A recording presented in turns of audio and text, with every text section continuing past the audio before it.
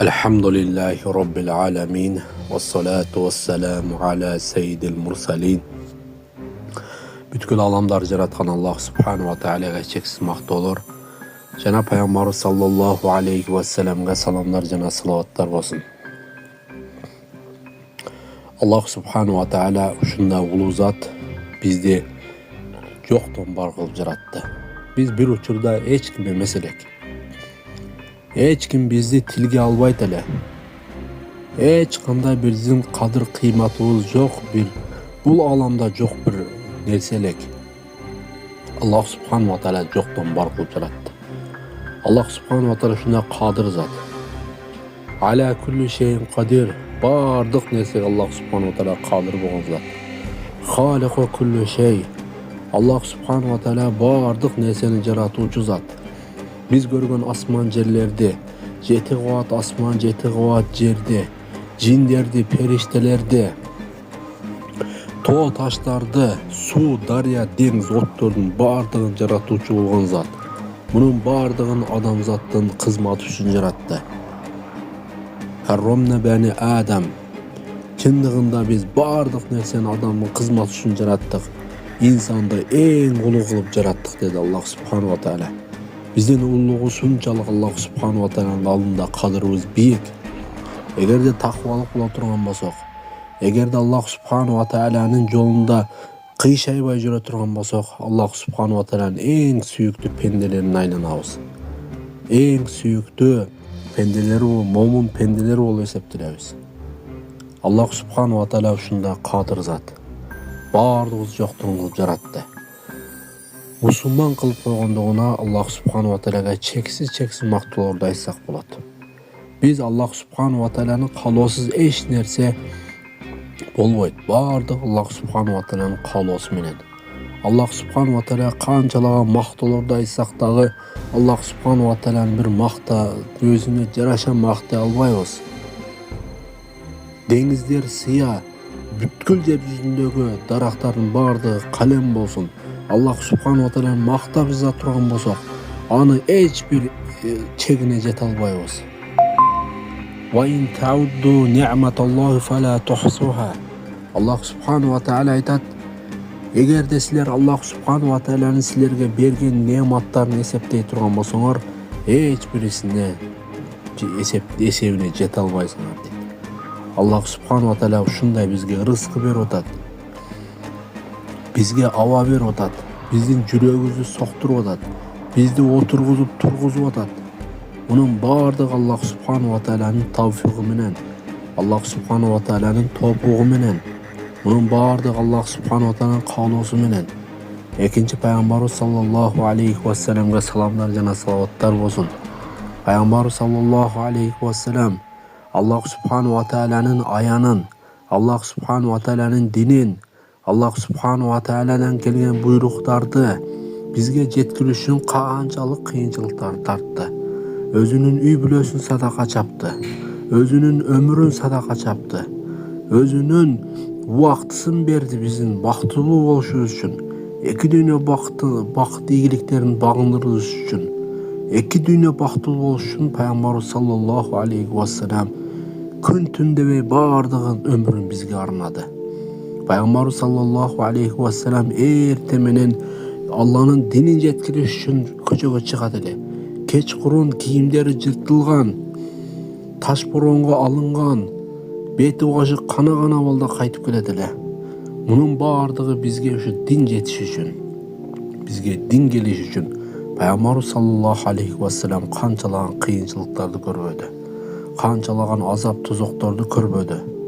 Kançalagan bir jagımsız sözlörдü ukmadı. Peygamber sallallahu aleyhi ve sellem kançalık kıyınçılıklardan tartkan jok. Emi bunu aytıp otursak hiç bir saatlap aytsak dagı Peygamber sallallahu aleyhi ve sellem'den davat yolunda tartkan azaptарын eseptep bere albayбыз. Peygamber sallallahu aleyhi ve sellem'den keyin sahabalarga keldi öçürt. Sahabalarga Peygamber sallallahu aleyhi ve sellem akırkı Haccul Vada'da, başka jetkinde akırkı hutbasında 100 миңдеген сахабаларга кайрылып пайгамбар саллаллаху алейхи вассалам мына ошол динди силерге жеткирдимби деди. Сахабалар көөлүккө түштү. Жеткирдиңиз Аллахтын элчиси деди. Ошондо пайгамбарыбыз саллаллаху алейхи вассалам фалюбаллигъ шахидал гайб. Эми мен силерге жеткирген болсом, эми силер башкаларга жеткиргиле деп пайгамбарыбыз саллаллаху алейхи вассалам пайгамбарлык амалды, даават ишин мына ошол өзүнөн кийинки үммөтүнө жүктөп койду. Аллах субхану ва тааля өз аятында айтат: "Кунтум хайра умматин ухриджат лин-нас та'муруна бил-ма'руф ва танхауна анил мункар." Силер эң жакшы үммөт болдуңар. Шундай үммөттү жакшы үммөт болгондуңар, силер бири-бириңерди жакшылыкка чакырасыңар жана бири-бириңерди жамандыктан кайтарасыңар деди. Демек, парызды бул даават ишин, жакшылыкка чакыруу, жамандыктан кайтаруу ишин пайгамбарыбыз саллаллаху алейхи вассалам Аллах субхану ва тааланын буйругу менен ар бир мусулманга парыз кылып койду. Ошондуктан 40 парыздын бири бул жакшылыкка чакыруу, жамандыктан кайтаруу. Эми даават бул кандай амал бул даават? Даават амал бул эң улуу амал. Башкача айтканда пайгамбарлардын амалы. Пайгамбарлар кимдер десе, бул пайгамбарлар бул Аллах субхану ва тааля адамдардын ичинен тандалган адамдар. Аллах субхану ва тааля өзүнө сүйгөн пенделерин адамдардын ичинен тандап алды дагы, аларды пайгамбар кылды. Пайгамбар кылып туруп аларга даават ишин кылыштыкты жүктөдү аларга. Демек, Аллах субхану ва тааля кайсы бир пенделерин сүйгөн болсо, ошолорго даават ишин берет. Эми биз дагы мына ошондой даават ишин уланта турган болсок, жакшылыкка чакырып, жамандыктан кайтара турган болсок, бул биз пайгамбардын амалдарын кылган болуп эсептелебиз. Башкача айтканда, даават ишин кылыш дагы бул Аллах субхану ва тааля жөнөкөй адамдарга бербейт. Бул Аллах субхану ва тааля өзү сүйгөн адамдарына даават ишин берет. Ошондон алымдар айтышат: "Иза ахаббаллаху абдан истамалаху фи даъвати." Эгерде Аллах субхану ва тааля кайсы бир пендени сүйө турган болсо, ага даават ишин берет дейт. Аны мындайча айтканда ишке алат дейт. Аллах субхану ва тааля ишке алышы бул дааватты ишин кылыштыкта ага Аллах субхану ва тааля тауфик берип коюштугу. Кимде-ким даават ишин кылып, жакшылыкка чакыруу ишин, жамандыктан кайтаруу ишин өзүнүн күнүмдүк амалына айлантырып алган болсо, өзүнүн күнүмдүк иши кылып отурган болгон болсо, демек Аллах субхану ва тааля ал пендени сүйгөн болот. Ага даават ишин кылыштыкты жүрөгүнө салган болот. Демек ал пайгамбардын амалын кылып жаткан болот. Ал Аллах субхану ва тааlanın эң сүйүктүү амалы, эң сүйүктүү ишин кылып жаткан болот. Себеби Аллах субхану ва тааляга эң жакшы иштердин бири бул даават иши. Эң Аллах субхану ва тааля сүйгөн амал. Себеби пайгамбар Аллах субхану ва тааля өз аятында айтат: "Астагизу билlah ва ман ахсану кавлан мимман да'a ила Аллахи ва амила салиха." Эң жакшы сөз бул Аллага чакырган сөз дейт Аллах субхану ва тааля. Ахсану кавлан мимман да'a ила Аллах. Аллага чакыруу эң жакшы сөз, эң улуг сөз бул. Алланын дилине кел, намазга кел. Бул Аллах субхану ва тааля чакыруу деген сөз бул өзүнө көп нерселерди ичине алып келет. Мисалы, динге кел дешиң, бул даават.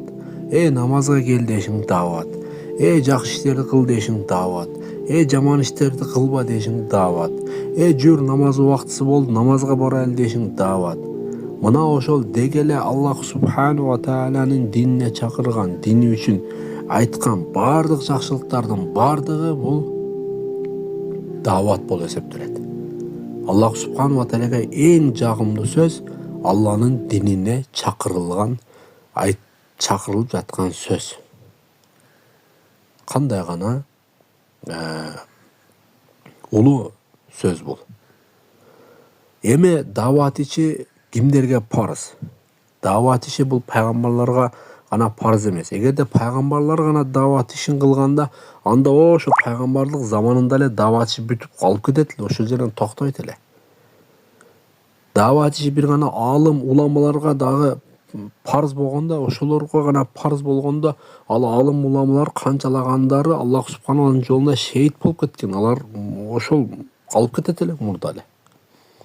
Демек дават иши бүткүл балагатка жеткенден баштап карыяга чейинки парыз бул. Ар кими өзүнүн билгенине жараша жеткире берет. Ошондон пайгамбарыбыз саллаллаху алейхи вассалам өзүнүн аят хадис сөзүндө айтат: "Баллугу анни валау ая". Менден бир аят болсо дагы жеткиргиле деди. Бул бир ай, намазга кел дешиң дават. Бурулук кылба дешиң дават. Жамандык кылба дешиң дават. Сөкпө дешиң дават. Намазга келгиле дешиң дават.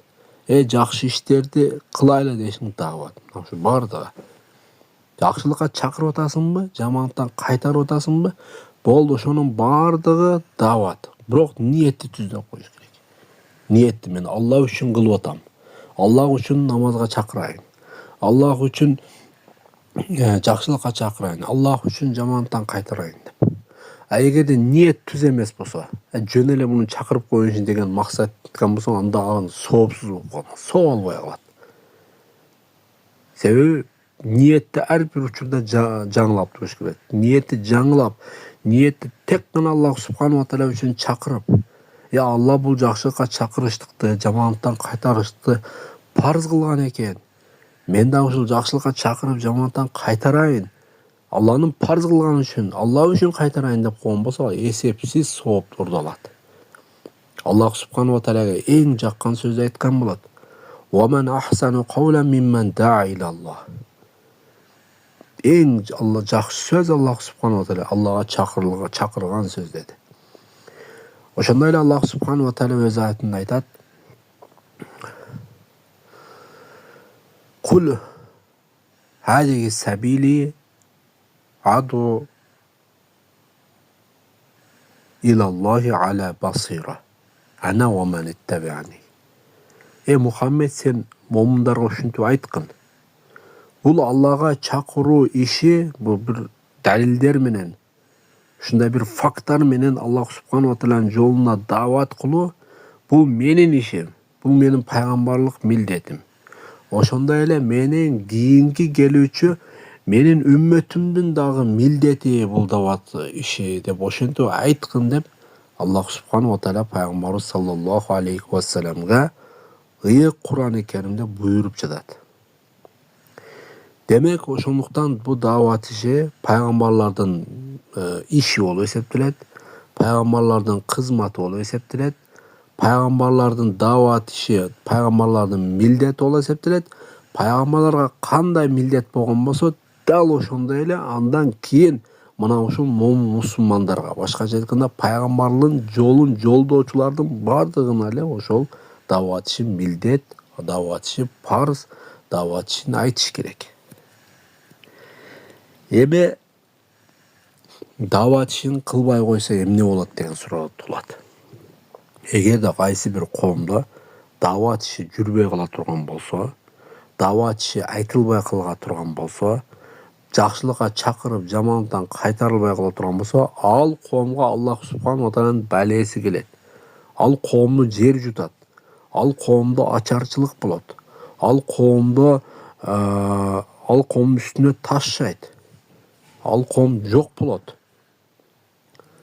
Кайсы бир коомдо тетирисинче пайгамбар саллаллаху алейхи вассалам бул тууралуу: "Ла та'муруна бил ма'руф ва ла танхауна анил мункар ва илля юшаку ан юнзила алейкум иқабан минху". Силер, пайгамбар саллаллаху алейхи вассалам, силер эгерде бири-бириңерди жакшылыкка чакырып, жамандыктан кайтарбай турган болсоңор, дават ишин кылбай турган болсоңор, анда Аллах субханаху ва тааля силердин үстүңөргө бир бале түшүрөт, бир азап түшүрөт. Ve ted'ûne felâ yustecabu lekum. Sizler oşunda azap düşkönde, ya Allah bizge azap düştü, ya Allah bizni kutkar, ya Allah bizi sakta dep dua kılasınlar. Böyle dualar kabul bolboyt dedi. Şunday. Davat bolbogon jerde, jakşılıkka çakırуу, жамандыкка кайтаруу иши болбогон жерде эч качан жакшылык болбойт, береке болбойт. Ал жерге Аллах субханаху ва тааlanын азабы түшөт. Эми эгерде тетирисинче кайсыл жерде дават иши жүрүп аткан болсо, кайсыл жерде жакшылыкка чакыруу, жамандыктан кайтаруу иши жүрүп аткан болсо, ошол коомдо ушундай бир жакшылыкка чакыруу иши жүрүп аткан болсо, ал коомго Аллах субханаху ва таала берекесин түшүрөт, рызкысын түшүрөт, кеңчиликти берет, молчулукту берет, токчулукту берет. Буга далил катары Аллах субханаху ва таала өз аятында айтат: "Астаизу билlah ма ва ма кана Аллаху лиюхликал кура би зулмин ва ахлуха муслихун." Аллах субханаху ва таала эч бир жерде бир балеге учуратпайт, азаптабайт кайсы бир коомду. Эгерде алар бири-бирин жакшылыкка чакырып, бири-бирин оңдоп турса, аларга эч кандай Аллах субханаху ва тааланын азабы болбойт dedi. Демек азыркы учурда биздин айланабызда ушунчалык бир канчалаган намаз окубагандар жүрөт, канчалаган хижаб кийбегендер жүрөт, бузук иштерди кылган жүрөт, кыянат кылып жүрөт, зына кылып жүрөт, урулук кылып жүрөт, бузукулук кылып жүрөт. Жана башка толгон токой биздин айланабызда. Жада калса бир туугандарыбызда ушундай нерселер бар. Ошолорду ар бирин айтышыбыз керек, жакшылыкка чакырышыбыз керек. Ошолорду айтып турушубуз керек. Эми суроо туулат да, эмнеге бизде мына ошондой биз бир туугандарыбызды жакын бир дос жоролорубуз болобу, айланабызда ушундай бир бузук иштерди, динге каршы иштерди кылып жүргөндөрдү көрөбүз, бирок аларды бир мындай дават бергенге бир мындай күчтүү дух жок. Дух жок, биз мындай айта албайбыз, сүйлөй албайбыз, айтыштан тартынабыз. Эмнеге андай бизде дух жок дейбиз. Демек ал үчүн бу дават мектебине кириш керек. 3 күндөн чыгып туруш керек. 40 күндөн даватка чыгып туруш керек. 4 айлап чыгып туруш керек. Же болбосо күнүгө жолдо кетип атып дават берип туруш керек. Канчалык даватты көп айткан сайын ошончолук бир мындай дух пайда болот. Ошончолук жакшылыкка чакырып, жамандан кайтарып айта аласың.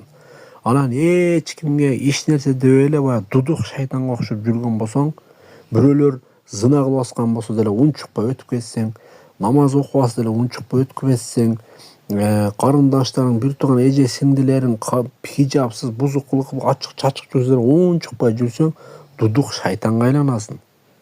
Духуң Аллах субханаху ошону жүрсөң, Аллах субханаху таала духуң алып коет. Сүрүң алып коет Аллах субханаху таала. Айтпасаң, анан каякта эч нерсени айта албай, күнөөгө батып жүрө бересиң. Бул үчүн кичине путту көтөрүш керек, 3 күндөп чыгыш керек, даватчыларга аралашыш керек, үйрөнүш керек, окуш керек, билиш керек. 3 күндөп, 4 айлап, 40 күндөп чыгыш керек. Ошондо дух пайда болот. Ошондо баягы дават ишин кылганга бир мындай шык пайда болот. А дават ишин кылган болсоң, Аллах субханаху тааланын сүйүүсүнө жетесиң. Аллах субханаху тааланын рахматына жетесиң. Кутулуучулардан болосуң. Ийгиликке жетүүчүлөрдөн болосуң. Ийгиликке жетүүчүлөр кимдер болот десе, бу даватчылар 100% ийгиликке жетүүчүлөр болот булар. Себеби Аллах субханаху таала Кур'ан-ы Керимде айтат: "Ла та'муруна бил ма'руф ва танхауна анил мункар." Мына ушундай жакшылыкка чакырып, жамандыктан кайтарган ва улайке хумул муфлихун дейт. Жакшылыкка чакырып, жамандыктан кайтарып аткан иштерди кылгандар, мына ошолор ийгиликке жетүүчүлөр деп Аллах субханаху таала Кур'ан-ы Керимде айтат. Аллах субханаху таала мына ошол дават ишин кылышты баарын насип кылсын. Алхамдулиллахи роббил аламин.